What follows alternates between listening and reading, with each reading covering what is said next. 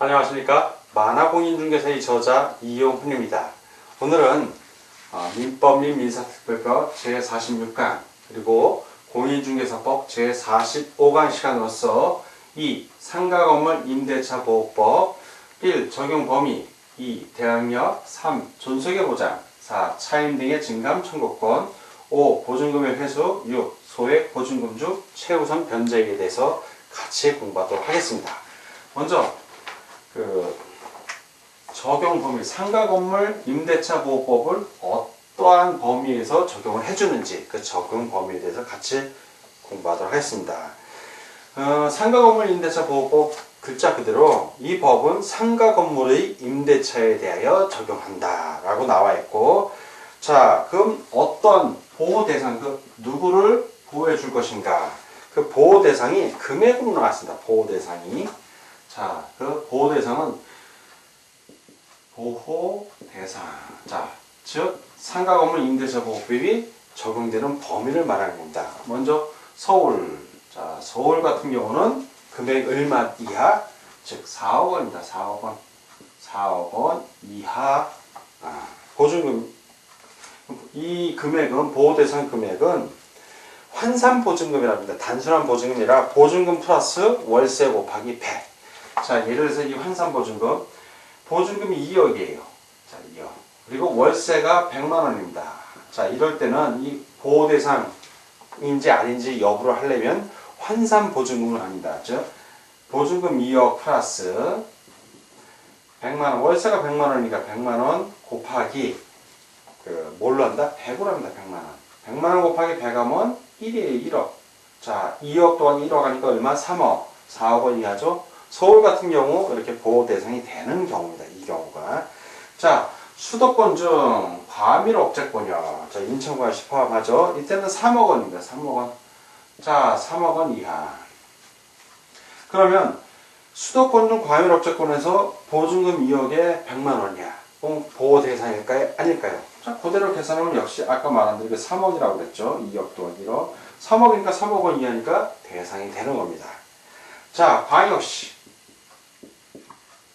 자, 군지역 제외하고 인천지역 제외합니다. 인천은 수도권에 들어갑니다.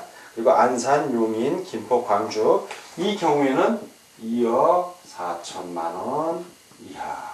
자, 그러면 이 경우에 2억에 100만 원이라면 이때는 3억이니까 환산보증금이 2억 4천만보다 초과하죠. 그러니까 보호 대상이 아닌 거예요. 그때는. 지역에 따라서 금액이 일정하다 해도 지역에 따라서 달리 적용됩니다. 자, 그 밖의 지역, 기타 지역 또는 그 밖의 지역입니다. 그 밖의 지역은 1억 8천만 원입니다. 1억 8천만 원 이하. 그 밖의 지역은 역시 2억에 100만 원이라면 환산보증금이 3억이니까 이 경우에는 상가건물 임대차 보호법의 적용 대상이 아닌 겁니다. 자, 그래서 중요한 거는 임대차에, 상가건물의 임대차에 적용이 되는데, 일시 사용을 위한 임대차가 명백한 경우에는 이 법을 적용해 주진 않습니다. 그리고 일시 사용을 하는 경우에는 이렇게 보증금이 비싸지가 않아요. 그건 주로 깔세라고 해서 미리 한 달 쓴다 그러면 한 달에 얼마 내겠습니다고 먼저 내고 쓰기 때문에 거의 적용이 안 됩니다. 그리고 등기하지 아니한 전세계약, 상가 건물도 전세 가능합니다. 그리고 미등기 전세계약이라고 하는데 이런 경우에도 이 법을 다 준용을 해줍니다. 자, 그러면 상가 건물이 임대차인데, 그럼 상가 건물은 뭐냐? 상가 건물이라는 거는 사업자 등록 대상이 되는 건물을 말하는 겁니다. 사업자 등록 건물이 대상이 되는 건물을 말하고, 그 적용 대상이 아닌 건물은 뭐냐면 종교라든가 자선단체 또는 친목 모임 위한 사무실 임대차 이런 것들은 적용이 안 돼요. 왜냐면 그거는 상행인을 위한 게 아니기 때문에 그렇습니다. 그래서 상가 건물, 즉 사업자 등록 대상. 사업자 등록은 뭐냐면 어디 가서 하냐면 여러분들 세무서 가서 해요.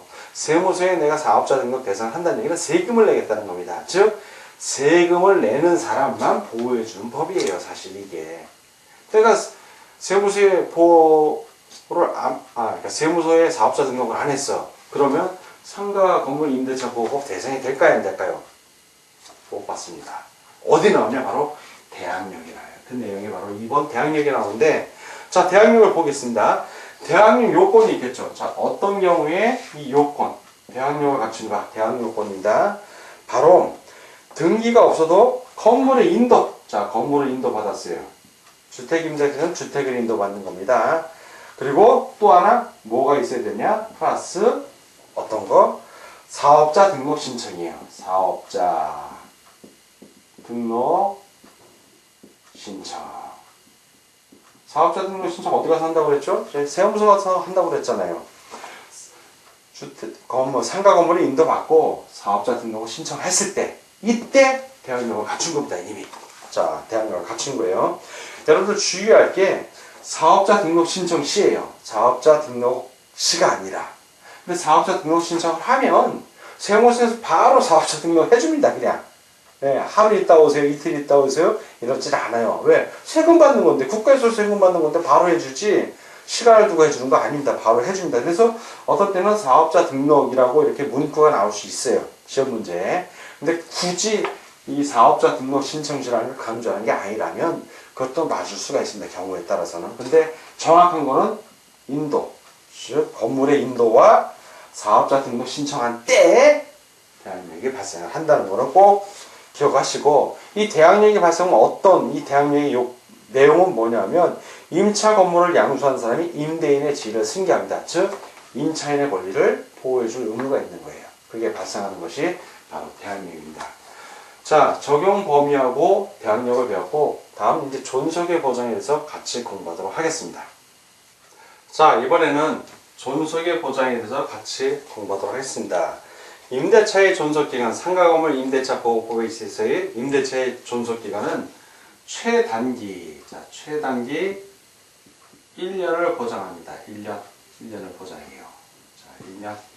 근데 임차인하고 임대인이 계약을 할 때 1년 미만으로 정할 수도 있습니다. 계약 자유의 원칙에 의해서. 근데 1년 미만으로 정했을 때 핵심은 임차인은 이 계약이 1년 미만, 6개월로 했다고 치면 6개월을 주장하는 게 가능합니다. 6개월 만에 계약서에 의거해서 나 이제 더 이상 여기서 일 안 하겠습니다. 보증금 돌려주세요.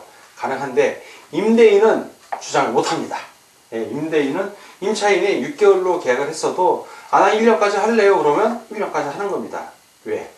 편면적 강행 규정이에요. 임차인에게 불리한 것은 효력이 없기 때문에 임대인은 주장을 못하지만 임차인은 주장할 수 있습니다. 이거 꼭 기억해 주시고, 그리고 임대차의 존속기간 최단기 1년이 보장이 되기 때문에 임차인에게 유리하죠. 그래서 임대차 종료 시 보증금 받을 때까지 이 임대차는 계속 유지가 됩니다. 존속이 돼요. 자, 그리고 상가건물 임대차 보호법에서 중요한 개념이나 이 존속의 보장에서 어떤 중요한 개념을 시험 문제 늘 나오죠.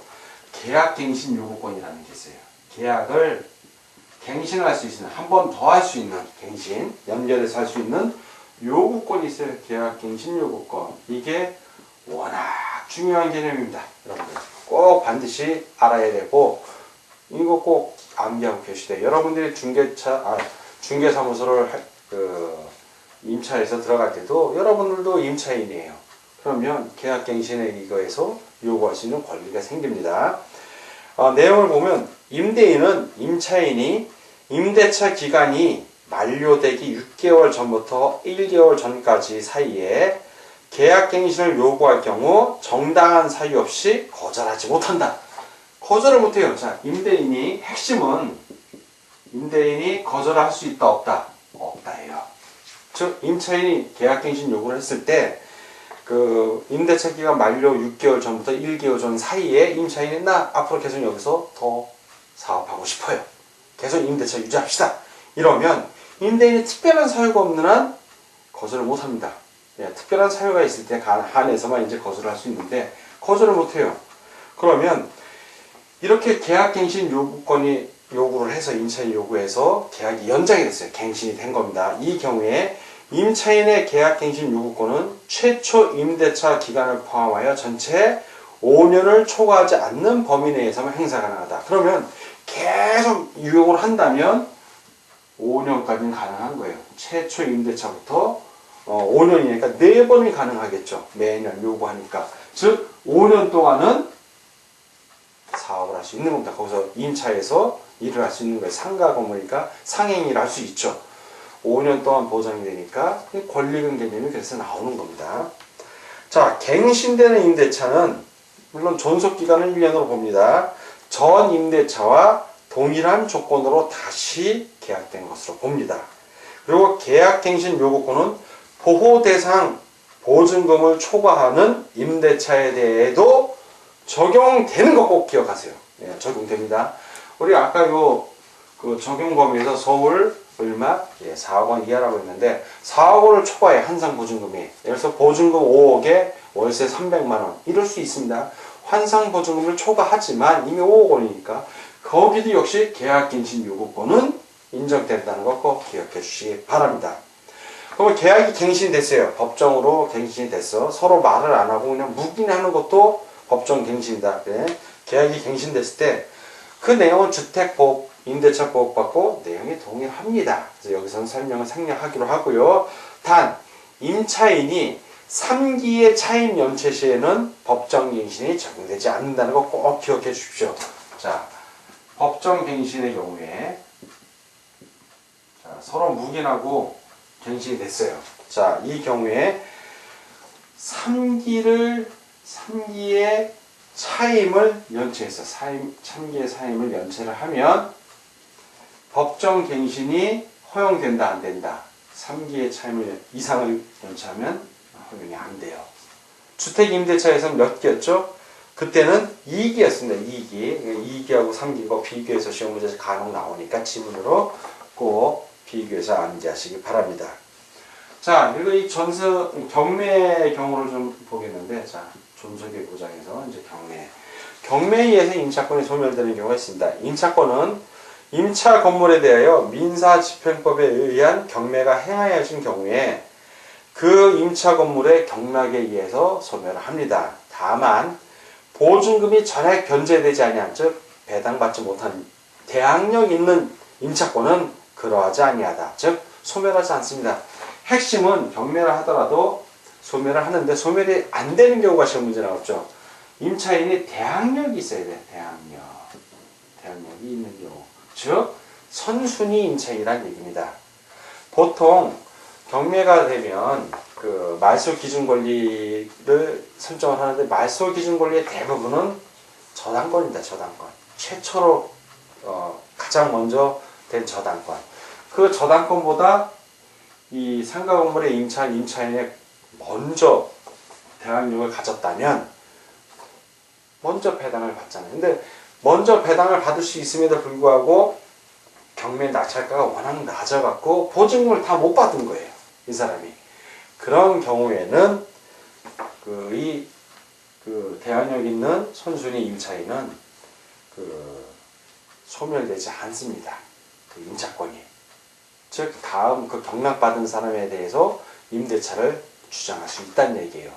그러면 경락받은 사람이 그 돈 다 주면 되는 거예요. 그리고 나가라면 되는 겁니다. 근데 계속 경락받은 사람도 상가 건물에 임대차 받으면 계속 임차인의 그 차임을 받는 것을 목표로 낙찰받은 거기 때문에 거의 대부분 그대로 유지를 합니다.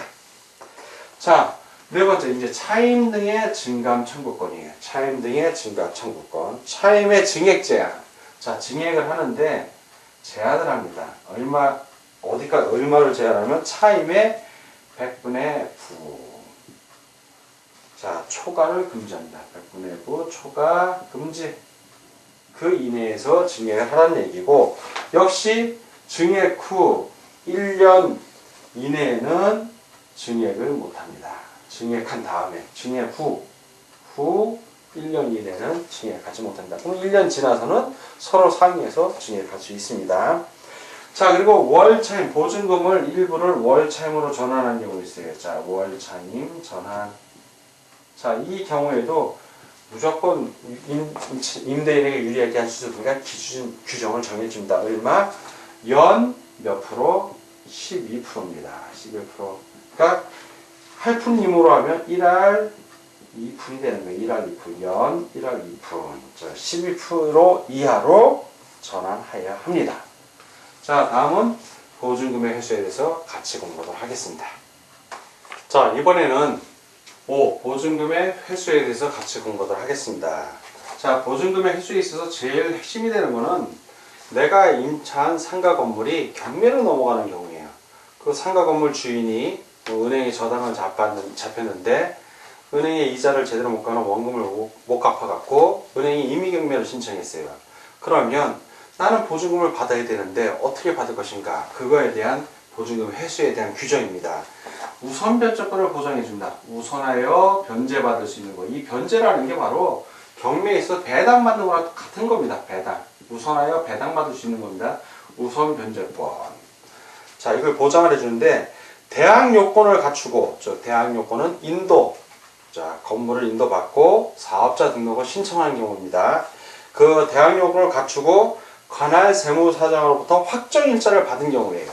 자, 요 우선 변제권을 가지려면 대항 요건 플러스 확정일자, 계약서에 확정일자 받는 겁니다. 그러니까 대항력은 인도, 자, 건물의 인도 플러스 사업자 등록 신청을 얘기해요. 사업자 등록 신청. 그리고 확정일자인 보장받는 것이고, 이러한 임차인은, 즉 우선 변제권을 가진 임차인은 경매 또는 공매 시 임차 건물, 즉 임대인 소유의 대지를 포함합니다. 그런 임차 건물의 환가 대금에서, 즉 경락인이 경락대금, 낙찰대금을 내잖아요. 그 낙찰대금을 말합니다. 환가 대금에서 후순위 권리자, 그 밖의 채권자보다 우선하여 보증금을 변제받을 권리가 있다. 선순위 권리자가 아니라 후순위 권리자도 우선하는 거예요. 왜? 후순위 권리자보다는 이 임차인이 선순위이기 때문에 그렇습니다. 그러나 선순위 권리자보다는 나중에 받아요. 왜? 후순위니까 그때는. 자, 다만 임차인이 임차 건물을 양수인에게 인도하지 아니하면 1항의 보증금을 수령할 수 없다. 즉 환가대금, 아까 낙찰대금이죠. 낙찰 받은 대금에서 변제를 받아야 되는데 그 자기가 임차한 건물을 그 낙찰자에게 인도하고 그리고 받아야 되는 겁니다. 자, 그리고 임차인이 임대차 기간이 끝났는데 주인이 보증금을 안 줘요. 그러면 임차인이 강제경매를 신청할 수 있습니다. 그 강제경매 신청을 할 때 임차인이 일단 법원에 소송을 걸죠. 보증금 반환 청구 소송을 걸어서 승소 판결을 받으면 그 판결문을 갖고 이 집행 권한이 되는 겁니다. 그 임차인이 그 집행 권한을 가지고 강제경매를 또 법원에 신청을 합니다. 이 경우에 반대 의무의 이행 또는 이행의 제공을 집행 개시의 요건으로 하지 않는다. 즉 배당 시 물건을 인도하면 되고 상가 건물을 인도해주면 되고 그 경매를 신청해서 경매되는 과정 속에서는 그 상가 건물에서 계속 상행위를 해도 된다는 얘기입니다. 자, 이번에는 6. 소액 보증금 중 최우선 변제액에 대해서 같이 알아보도록 하겠습니다.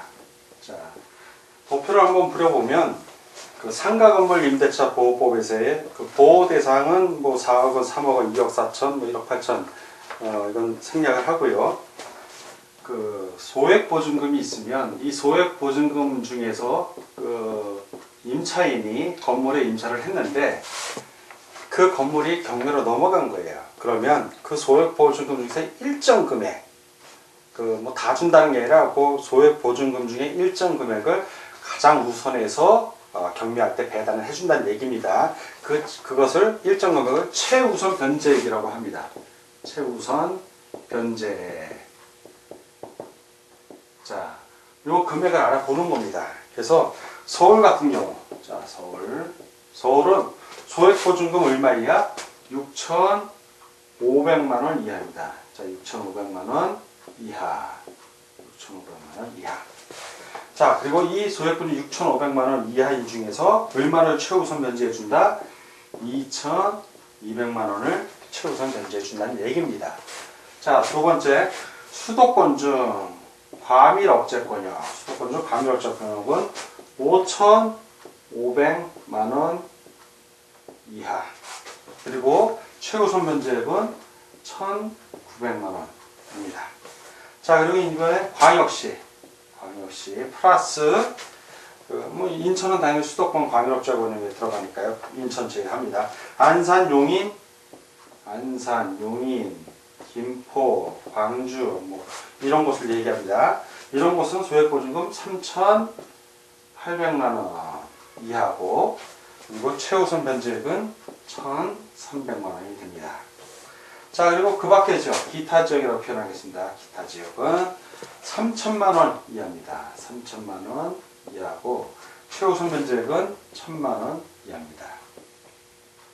자, 그래서 요 수치를 여러분들 외우려고 하지 마시고 그 3분의 1이라고 생각하시면 됩니다. 6,500 나누기 3하면 대략 2,200이 나오고요. 곱하기 3은 6,600인데 보통 500 이런 식으로 이쪽 왼쪽 걸 기준으로 나눕니다. 5,500 3분의 1 하면 대략 1,900, 3,800, 1,300, 3,000, 3분의 1 하면 1,000 이런 식으로 기억을 하시면 암기하는데 큰 무리는 없습니다. 그래서 이 소액보증금, 그 보호대상 판단 기준이 되는 그 환산보증금이라고 그러는데 이 환산한 보증금은 어떻게 계산을 하냐? 환산보증금은 기본적으로 보증금이 있습니다. 보증금 플러스 월세 곱하기 100으로 합니다. 월세 곱하기 100. 그래서 최우선 변제액은 임대 건물 가액의 2분의 1 범위에서 해결을 합니다. 그래서 그 상가 건물 임대차선이 딱 한 명이면 혼자 이제 최우선 변제를 받을 수 있는데 여러 명인 경우에는 그 2분의 1 범위이기 때문에 최우선 변제액도 그 가액에 따라서 안분 배당을 받아요. 그래서 실제는 이거보다 덜 받을 수도 있다는 것을 기억해 두시기 바랍니다. 다음 7 확정일자 및 임대차 정보의 제공에 대해서 같이 알아보도록 하겠습니다. 자, 이번에는 상가 건물 임대차 보호법 7 확정일자 및 임대차 정보의 제공과 8 권리금에 대해서 같이 알아보도록 하겠습니다. 자, 이 확정일자 부여하는 거는 누가 한다? 그렇죠. 상가 건물의 소재지 관할 세무서장이 합니다. 세무서장. 상가 건물 소재지 관할입니다. 그 세무서장이 부여를 하고, 당연히 관할 세무서장은 그 해당 상가 건물의 그 뭐 소재지, 확정일자, 부여일, 차임, 보증금 등을 이렇게 기재한 그 확정일자부를 작성을 해야 하죠. 자, 이렇게 작성을 해야만 그걸 바탕으로 임대차 정보를 제공해 줄 수 있는 겁니다. 자, 물론 전산 정보 처리 조직을 이용할 수 있습니다. 자, 그리고 상가 건물에 대해서 임대차에 이해관계가 있는 자, 임차인 이제 들어갈 사람이겠죠. 자, 이해관계가 있는 자는 관할 세무서장에게 해당 상가 건물의 확정일자 부여일, 차임, 보증금 등 정보의 제공을 요청할 수 있습니다. 이 경우 요청을 받은 관할 세무서장은 정당한 사유 없이 이를 거부할 수 없다. 자, 이 임차와 관련해서 해당 건물의 임대차에 관련해서 이해 관계가 있는 사람이다. 자, 이해관계 있는 자. 자, 이해관계 있는 자가 관할 세무서장한테 상가 건물의 그 임대차 정보를 요청할 수 있다는 얘기입니다. 그런데 그냥 무작정 아무나 요청한다고 해주면 안 되죠. 자, 임대차 계약을 체결하는 자는, 자, 이해관계자, 임대차 체결을 하려는 자는 누구의 동의를 얻어야 된다? 그렇죠. 임대인이 동의를 해줘야 됩니다. 자, 임대인의 동의. 자, 임대인의 임대차 계약을 체결하려는 자는 임대인의 동의를 받아 관할 세무서장에게 상가 건물에 대한 임대차의 정보 제공을 요청할 수 있는 겁니다. 자, 다음은 8 권리금입니다. 권리금. 자, 권리금은 보증금하고 다른 거죠. 그러니까 권리금은 보통 일반적인 통섭입니다. 영업행위를 하면 통상 인수하기 바로 직전에 3개월 정도의 그 월 매출 합한 금액을 권리금이라고 합니다. 뭐 이건 경우에 따라 다를 수도 있습니다. 그리고 이 권리금의 대부분은 일반적으로 여러분들 영업권이라고도 하고 인테리어 비용 처음에 들어가잖아요. 임차하고 내가 그 상행일을 하려면 인테리어 비용 들어가고 거기서 열심히 영업하느라고 갈고 닦은 노하우라든가 그런 거와 관련된 겁니다. 그러니까 임대인하고는 직접적으로 관련이 없죠. 임차인끼리의 얘기입니다. 자, 그래서 먼저 권리금의 정의에 대해서 한번 읽어보겠습니다. 권리금이란 임대차 목적물인 상가 건물에서 영업을 하는 자 또는 영업을 하려는 자가 영업시설, 비품, 거래처, 신용, 영업상의 노하우, 상가 건물의 위치에 따른 영업상의 이점 등 유형, 무형의 재산적 가치의 양도 또는 이용 대가로서 임대인, 임차인에게 보증금과 차임 이외에 지급하는 금전 등의 대가를 말한다. 자, 여기 여러분들 이 정의에서 꼭 주의해 주세요. 일반적으로 우리는 임대인, 아까 저도 말씀드렸지만 임대인하고 직접적인 관련이 없다고 했는데 이 정의에 보면은 임대인 임차인에게 보증금과 차임 이의 지급하는 금전 등의 대가를 말한다 라고 나옵니다. 그래서 요 임대인 임차인에게 요 문장 임대인이 있다는 거 꼭 기억해 두십시오. 자, 그리고 권리금 계약이라고 있어요. 권리금 계약이란 신규 임차인이 되려는 자가, 자, 새로 임차를 하려는 사람입니다. 신규 임차인이 되려는 자가 기존 임차인이죠. 임차인에게 권리금을 지급하기로 하는 계약을 말합니다. 자, 권리금과 권리금 계약에 대한 이제 정의를 알아봤고요. 자, 그러면 권리금 회수기의 보호 등이 있습니다. 기존의 임차인이 새로 임차를 하려는 사람에게 권리금을 받을 수 있는 그 경우에 있어서 어떻게 법에서 보호를 하냐면 임대인은 임대차 기간이 끝나기 3개월 전부터 임대차 종료 시까지 다음의 어느 하나에 해당하는 행위를 함으로써 권리금 계약에 따라 임차인이 주선한 신규 임차인이 되려는 자로부터 권리금을 지급받는 것을 방해하여서는 아니 된다. 자, 임차인이 있습니다. 자, 신규 임차인이 있어요. 신규 임차인. 자, 임차인이 있고 신규 임차인이 있는데, 자, 이렇게 지금 권리금 계약을 했어요. 자, 이 경우에 이 신규 임차인, 요 정의에서 제일 중요한 거는 뭐냐면 임차인이 주선한 신규 임차인이에요. 자, 임차인이 주선한 신규 임차인 무슨 얘기냐면 임차인이 자, 이제 개업공인중개사가 있어요. 개업공인중개사에게 부탁을 합니다. 저기 새로운 임차인 좀 찾아달라고. 그래서 개업공인중개사가 여기 임차한다고 중개를 해서 새로운 임차인이 온 거예요.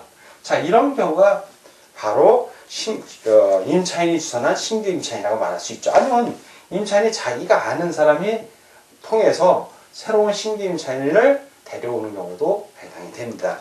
자, 이런 경우에 네 가지 경우 나오죠. 첫 번째, 권리금 회수계 보호 등입니다. 지금 첫 번째는 임차인이 주선한 신규 임차인이 되려는 자에게 권리금을 요구하거나 임차인이 주선한 신규 임차인이 되려는 자로부터 권리금을 수수하는 행위. 누가? 임대인이. 자, 임차인이 수수하는 건 괜찮은데 임대인이 수수하는 겁니다. 임대인이 직접 수수하는 거예요. 직접 이 권리금을. 자, 이런 경우 안 된다는 얘기죠. 이런 거 안 된다는 얘기예요. 자, 두 번째, 아니 되는 거. 지금 네 가지가 나오는데 아니 되는 거. 자, 그 회수기의 보호를 위해서 그 방해에서는 안 되는 경우 네 가지가 나오는 겁니다. 자, 두 번째는 똑같아요. 임차인이 주선한 신규 임차인이 되려는 자로 하여금 임차인에게 권리금을 지급하지 못하게 하는 행위. 자, 지급하지 못하게 하는 행위. 역시 안 된다. 자, 요 위에 X 빼겠습니다. 자, 방해하지 못하는 행위를 지금 나열하는 거니까요. 자, 세 번째는 임차인이 주선한 신규 임차인이 되려는 자에게 상가 건물에 관한 조세, 공과금, 주변 상가 건물의 차임 및 보증금, 그 밖에 부담에 따른 금액에 비추어 현저히 고액의 차임과 보증금을 요구하는 행위.